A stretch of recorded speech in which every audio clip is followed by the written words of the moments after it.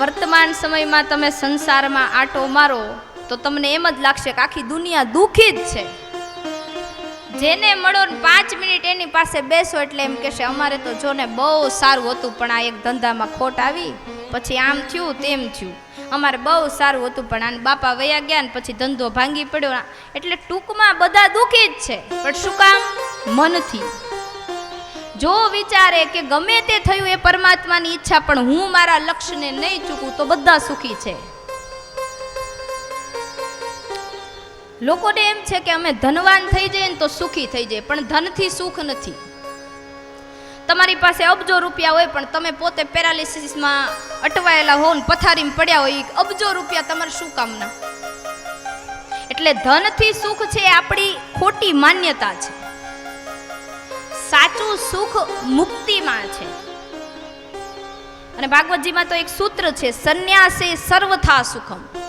પણ જો કે હવે એમાંય નથી, કારણ કે સંન્યાસ લીધા પછી આશ્રમ બનાવો, પછી ગૌશાળા બનાવો, પછી અન્નક્ષેત્ર ચાલુ કરો, પછી અન્નક્ષેત્રને ચલાવવા માટે પાછી આવક મેળવો. એટલે ઇન શોર્ટ આશ્રમમાં પણ આપણે સંસારી જેવો વ્યવહાર કરવો પડે છે.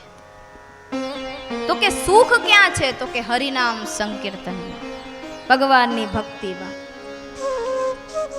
સંસારમાં જીવાત્મા દુખી હોવાનું સૌથી મોટું કારણ મોહ છે.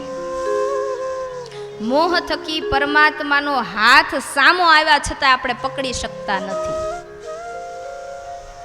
એક ભાઈ હતા, જંગલમાં જઈ રહ્યા હતા અને પાછળ રીંછ પડ્યું. એટલે ભાઈ દોડવા લાગ્યા, રીંછ પાછળ દોડે, ભાઈ આગળ દોડે. દોડતા દોડતા એક ઝાડની ડાળ નીચે નમેલી જોઈ. એટલે એને થયું કે આ ડાળ પકડીને જો ઉપર ચડી જાઉં તો રીંછ નહીં આવે. હવે ડાળ પકડીને જેવા ઉપર ચડ્યા એટલે માણસનું વજન આવે એટલે ઝાડ થોડુંક પાતળી ડાળ હોય એટલે નમે. એ નમ્યું ને એટલે બાજુમાં એક ખાલી કૂવો હતો. એ કૂવાની બાજુ નમ્યું. હવે ઠેકડો મારે તો ખાલી કૂવામાં પડે, નીચે ઉતરે તો રીંછ ઊભું હતું. જાય ક્યાં?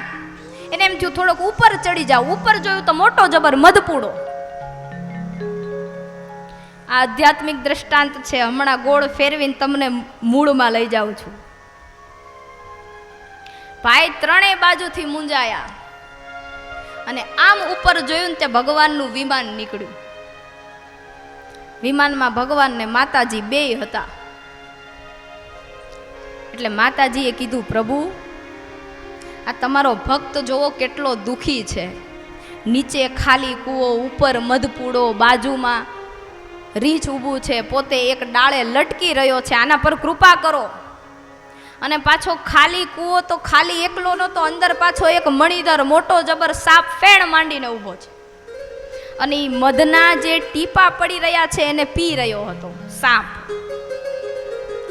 આ સ્થિતિમાં એ માણસે જોયું કે આ સાપ શું પી રહ્યો છે.